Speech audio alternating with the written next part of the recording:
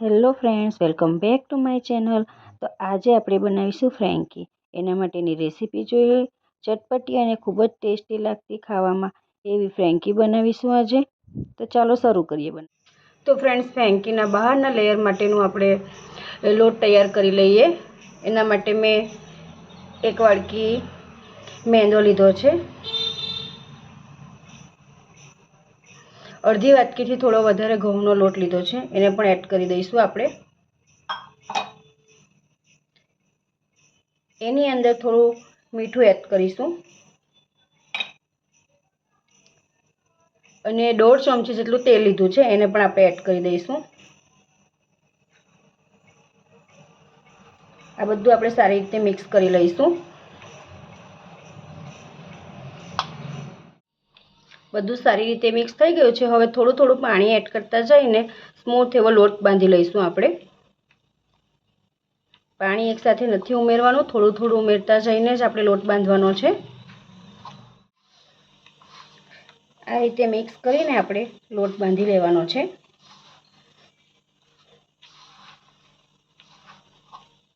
તો આપણો લોટ બંધાઈ ગયો છે। હવે આપણે એને બંધ કરીને 15 મિનિટ સુધી રેસ્ટ આપીશું। આ રીતે થોડું એના ઉપર તેલ લગાવી દેવાનું છે। હવે લોટને ઢાંકી દઈશું, 15 મિનિટ સુધી રેસ્ટ આપીશું।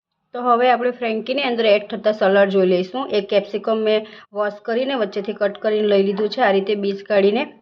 અડધું કોબીજ લીધું છે। એક ડુંગળીને પણ છાલ ઉતારી અને ધોઈને લઈ લીધી છે। એક ગાજર લીધું છે, એને પણ છાલ ઉતારીને વોશ કરી લીધું છે। હવે આપણે એને કટિંગ કરી લઈશું। આ રીતે એકદમ પતલી સ્લાઇસમાં આપણે કેપ્સિકમને કટ કરી લઈશું।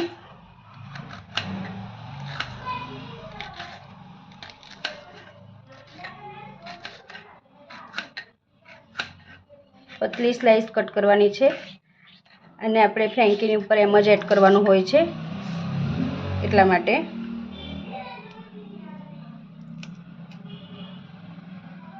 હવે આપણે એ જ રીતે એકદમ પતલી સ્લાઇસમાં કોબીને પણ કટ કરી લઈશું।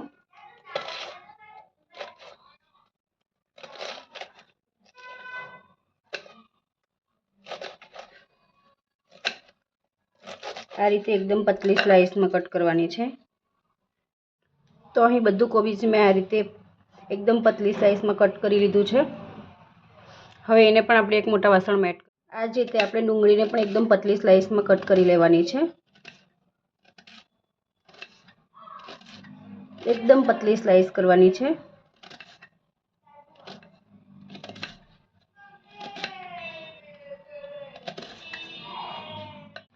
બધી ડુંગળીને અહીં મેં કટ કરીને લઈ લીધી છે, આ રીતે એકદમ પતલી સ્લાઇસમાં।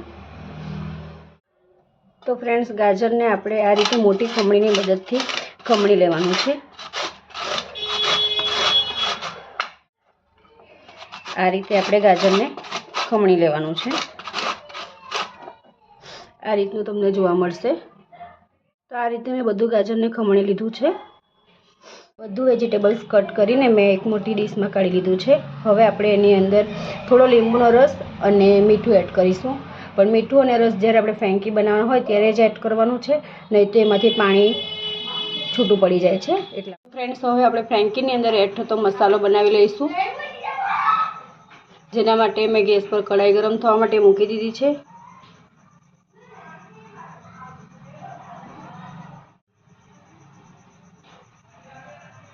કઢાઈની અંદર આપણે 1.5 મોટી ચમચી જેટલું તેલ એડ કરીશું।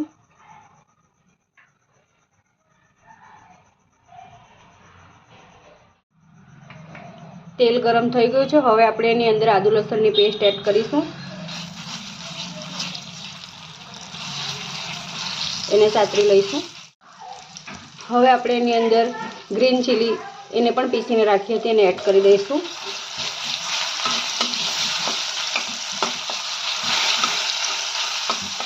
થોડી વાર એને થવા દઈશું। હવે આપણે એની અંદર 1 ચમચી ફ્રેન્કી મસાલો એડ કરીશું અને થોડું મીઠું એડ કરીશું। આ બધું સારી રીતે મિક્સ કરી લઈશું। આપણે બટેકાને એડ કરવાના છે। બટેકા મેં 5 નંગ બાફી એની છાલ ઉતારી અને મેચ કરી લીધા હતા, એને પણ આપણે એડ કરી દઈશું।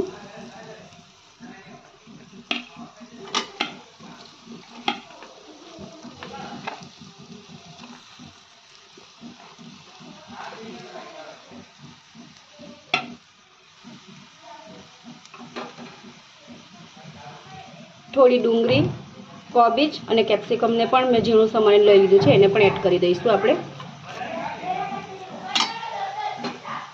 હવે આપણે બધું સરખી રીતે મિક્સ કરી લઈશું.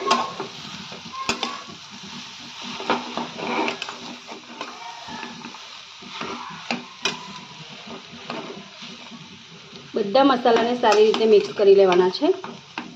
હવે આપણે એની અંદર થોડો ટમેટો કેચઅપ એડ કરીશું. ટમેટો કેચઅપ એડ કરવાથી એનો ટેસ્ટ ખૂબ જ ચટપટો લાગે છે. હવે સોસને પણ આપણે સારી રીતે એની અંદર મિક્સ કરી લઈશું. આ રીતે એને મિક્સ કરી લેવાનું છે. હવે આપણે એની અંદર થોડા ધાણા એડ કરી દઈશું. ધાણા તમને પસંદ હોય તો એડ કરવાના. એને પણ આપણે મિક્સ કરી લઈશું.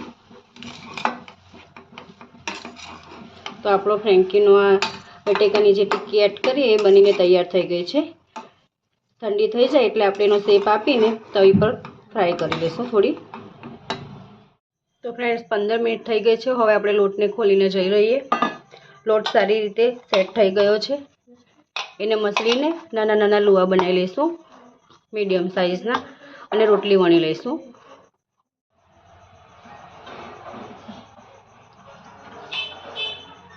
તો આ રીતના મીડિયમ સાઇઝના લુવા બનાવવાના છે. મીડિયમ સાઇઝના બધા લુવા મેં કરી લીધા છે. હવે આપણે રોટલી વણી.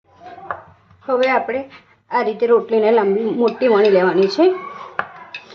જે રેગ્યુલર રોટલી બનાવતા હોય એના કરતાં થોડી મોટી વણવાની છે આપણે રોટલીને.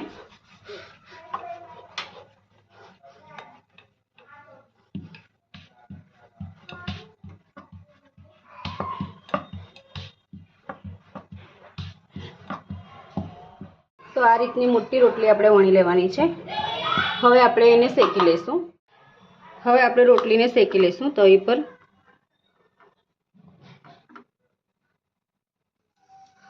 રોટલીને આપણે વધારે કૂક નથી કરવાની. બંને સાઈડ થોડી થોડી કૂક કરવાની છે. આ રીતે આપણે કૂક કરી લઈશું રોટલીને. વધારે પડતી નથી શેકવાની રોટલી. આ રીતે આપણે બધી રોટલીને પહેલાં શેકી લઈશું. આ રીતે આપણે બધી રોટલીને બંને સાઈડ શેકી લેવાની છે.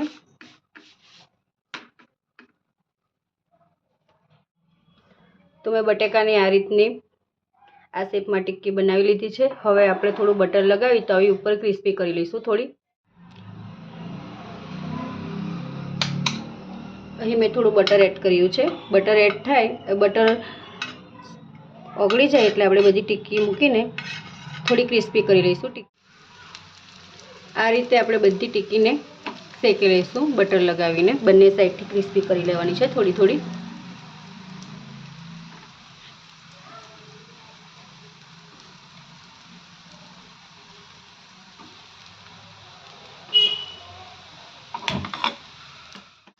હવે આપણે એને પલટાવી લઈશું. બંને સાઈડથી આપણે શેકી લેવાની છે ટિક્કીને.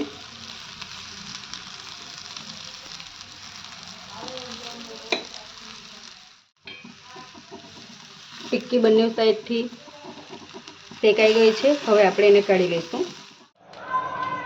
તો હવે આપણે ફ્રેન્કી બનાવી લઈશું. એના માટે મેં અહીં બટર લગાવી દીધું છે. રોટલીને શેકી લેવાની છે આ રીતે આપણે. બંને સાઈડ બટર લગાવી દઈશું.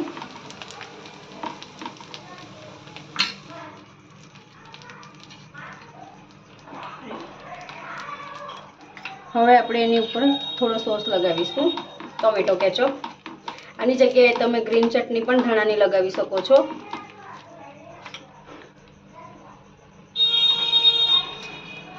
હવે આપણે એની ઉપર બટેકાની ટિક્કી જે બનાવી હતી એને એડ કરીશું.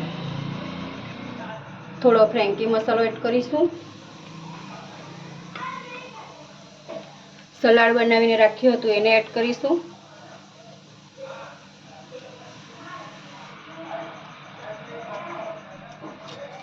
અને હવે આપણે એની ઉપર અમૂલનું ચીઝ એડ કરીશું.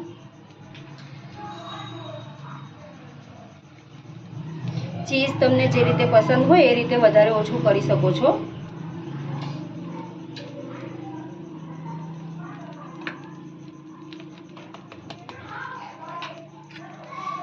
હવે થોડો ફ્રેન્કી મસાલો એડ કરીશું.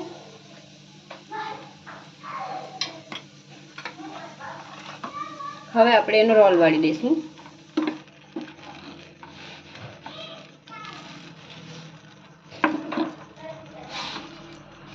આ રીતે એનો રોલ વાળીને બંને સાઈડથી શેકી લેવાની છે.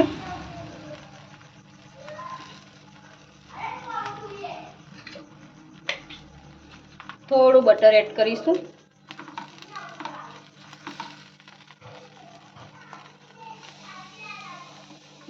આ રીતે આપણે બધી ફ્રેન્કીને બનાવી લેવાની છે.